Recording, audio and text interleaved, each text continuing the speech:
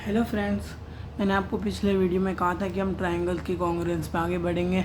तो हम ट्रायंगल की कॉन्ग्रुएंस में एक नए कॉन्ग्रुएंस क्राइटेरिया के बारे में पढ़ रहे हैं जो कि आरएचएस कॉन्ग्रुएंस क्राइटेरिया है। अब मैं इस वीडियो में आपको एक्सप्लेन कर दूँगा, जैसे कि मैंने अपने कहा था कि मैं इस वीडियो में एक्सप्लेन करूँगा। अगली वीडियो जो मैं डालने वाला हूँ उसमें मैं आपको कुछ एग्जांपल्स के ज़रिए समझाऊँगा। तो इस वीडियो में चलो मैं एक्सप्लेन कर देता हूँ आपको।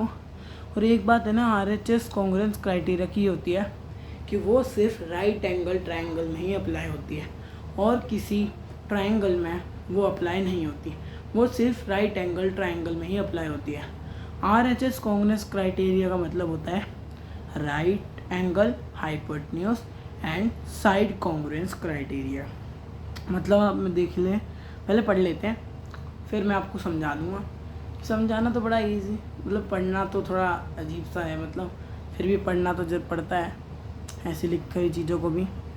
To right triangles are congruent if the hypotenuse and one side of one triangle are respectively equal to the hypotenuse and one side of the other triangle.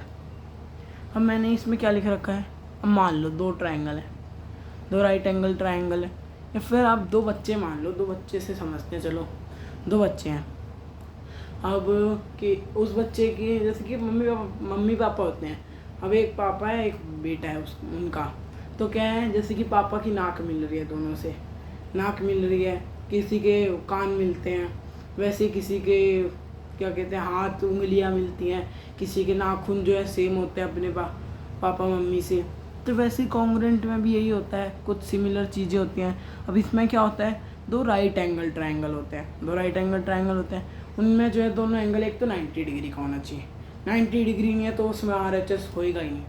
और 90 डिग्री एक भी एंगल है, दोनों में एक एंगल 90 डिग्री का होना चाहिए। हाइपोटेन्यूज बराबर होना चाहिए और कोई भी एक साइड या तो बेस या फिर एल्टीट्यूड जो है एक दूसरे के बराबर होनी चाहिए। या तो आप बेस को बराबर करो या फिर एल्टीट्यूड को। यही कहता है हमारा आरएचएस कॉन्ग्रुएंस क्राइटेरिया। मैंने देखो यहाँ पे लिख रखा है। अब ये ट्रायंगल है ABC, ये ट्रायंगल है DEF। अब जो है AC इज इक्वल्स टू क्या, DF, angle B is equals to angle E और BC is equals to EF। अब मैंने यहाँ पे क्या कर रखा है, हाइपोटेन्यूज तो राइट एंगल तो होना ही चाहिए जब अगर ये आरएचएस है तो मैंने नहीं इसमें बेस ले रखा है। आप एल्टीट्यूड से भी कर सकते हैं। मैं ये भी लिख देता ना AB is equals to D, तो भी ये कॉन्ग्रुएंट हुआ था। मेरा ये कॉन्ग्रुएंट का साइन थोड़ा गलत सा हो गया, थोड़ा ढंग से, तो मैं यहाँ ऊपर बना देता हूँ।